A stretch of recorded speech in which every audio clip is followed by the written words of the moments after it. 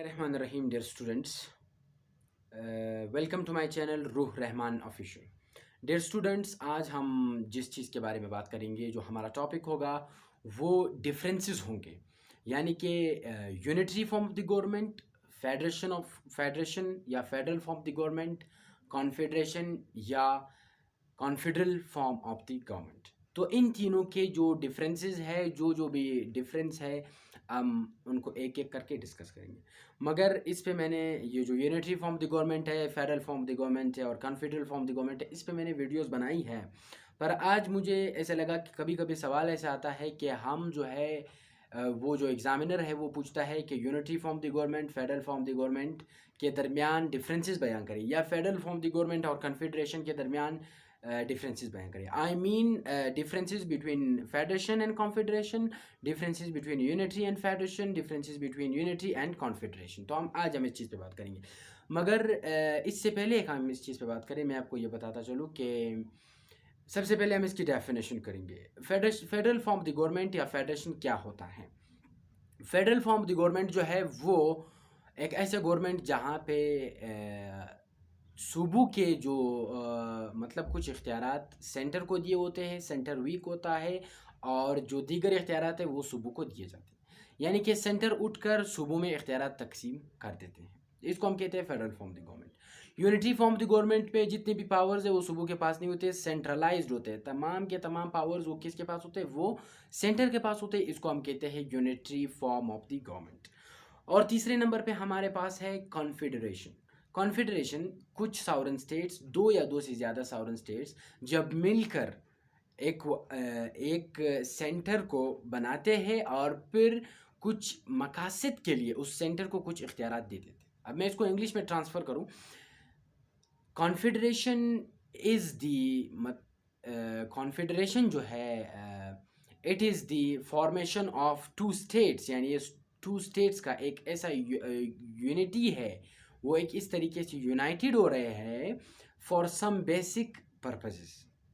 To sovereign states जब क्या होंगे, टू सॉवरेन स्टेट्स जब मिलेंगे एक दूसरे के साथ कुछ बेसिक पर्पसेस के लिए, चाहे वो डिफेंसिव हो, चाहे वो इकोनॉमिकल हो, जो दीगर आपके मतलब एम्स हो सकते हैं, उन एम्स के लिए जब टू सॉवरेन स्टेट्स एक दूसरे के साथ मिलेंगे और कुछ इख्तियारात अपने सेंटर को दे देंगे मुश्तरका मफाद के लिए, फॉर सम कॉमन पर्पसेस, तो फिर क्या हो जाएगा? इसको हम कॉन्फेडरेशन कहते हैं। अब हम आते हैं सबसे पहले unitary form of the government और federal form of the government में हम क्या करेंगे।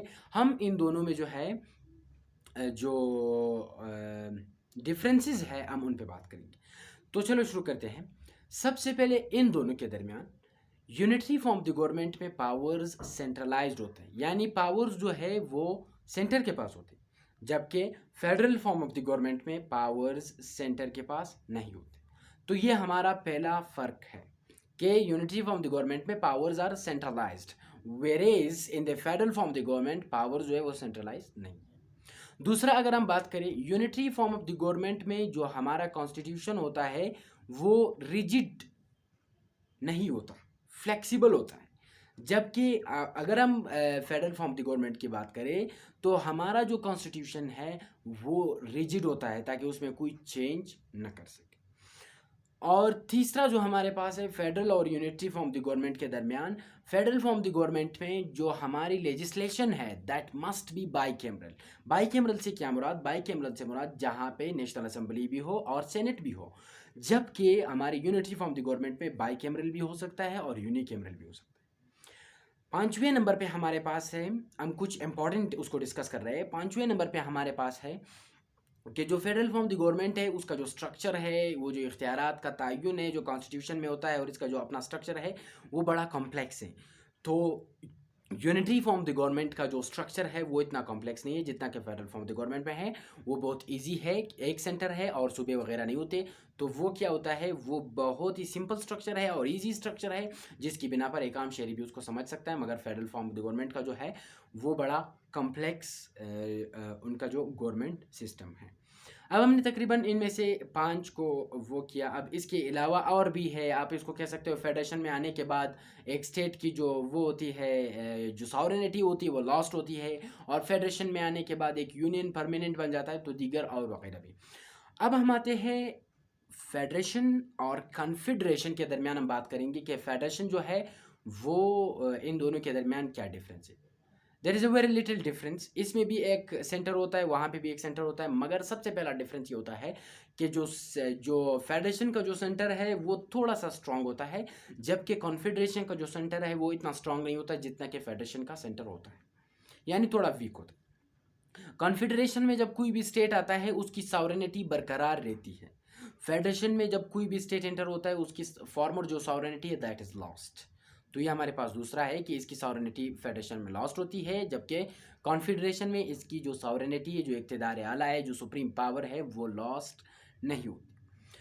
तीसरे नंबर पे हमारे पास है ये जो आपका कॉन्फेडरेशन है, इसका अक्सर आप देख सकते हो कि मतलब ये ज़रूरी नहीं है कि इसका जो कॉन्स्टिट्यूशन है ये रिजिड हो, जबकि फेडरेशन के लिए ये ज़रूरी है कि इसका जो कॉन्स्टिट्यूशन है दैट इज़ मस्ट, वो ज़रूरी है कि वो रिजिड हो।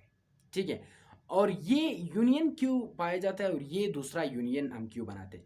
कॉन्फेडरेशन को सम पर्पसेस के लिए बनाया जाता है, वो ज़रूरी नहीं है कि ये परमानेंट हो, बाद में ये ख़राब भी हो सकता है, मतलब इनके दरमियान झगड़ा भी हो सकता है, जबकि फेडरेशन जो है वो परमानेंट रहता है। वो कॉन्फेडरेशन की तरह नहीं है कि वो परमानेंट नहीं है। ठीक है, मतलब मेरा कहने का मकसद ये है कि ये परमानेंट नहीं रहता कॉन्फेडरेशन, और ये जो फेडरेशन ये परमानेंट रहता है। जैसे अमेरिका का पहला जो था वो कॉन्फेडरल गवर्नमेंट था। The American government was firstly it was a confederal government, then it change to the federation. जबकि अब क्या है, अब मैं ये कहना चाहता हूँ कि अब अमेरिका का जो गवर्नमेंट है वो फेडरेशन है और ये परमानेंट रहता है। तो वो परमानेंट नहीं रहता, ये परमानेंट रहता है। Confederation is not permanent, federation is permanent. अगर कॉन्फेडरेशन में स्टेट्स के दरमियान लड़ाई होती है तो हम इसको कहेंगे इंटरनेशनल वॉर। कौन सी वार? International war.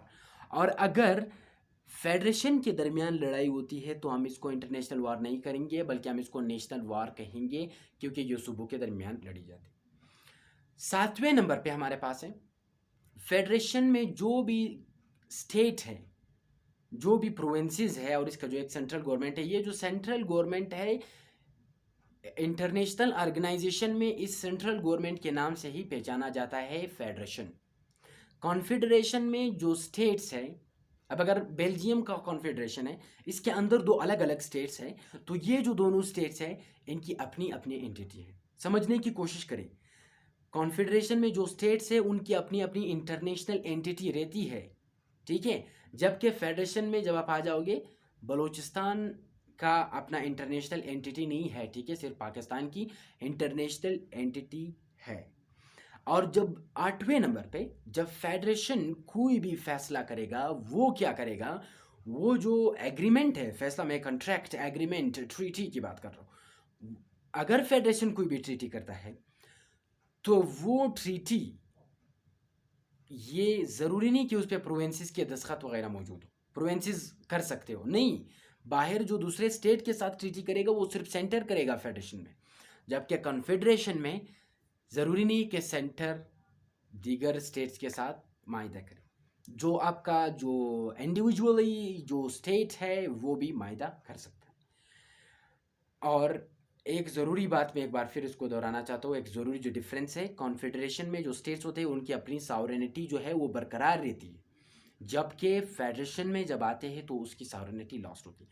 तो उम्मीद करता हूँ आपको समझ आया होगा कि यूनिटरी फॉर्म और फेडरल फॉर्म द गवर्नमेंट में डिफरेंसेस क्या है, और कॉन्फेडरेशन और फेडरेशन में जो डिफरेंसेस है वो कौन कौन से हैं। अगर आपको ये वीडियो पसंद आई है तो मेरे चैनल को ज़रूर सब्सक्राइब कीजिए ताकि हर आने वाली वीडियो आपको मिल सके। तब तक के लिए अल्लाह हाफ़िज़।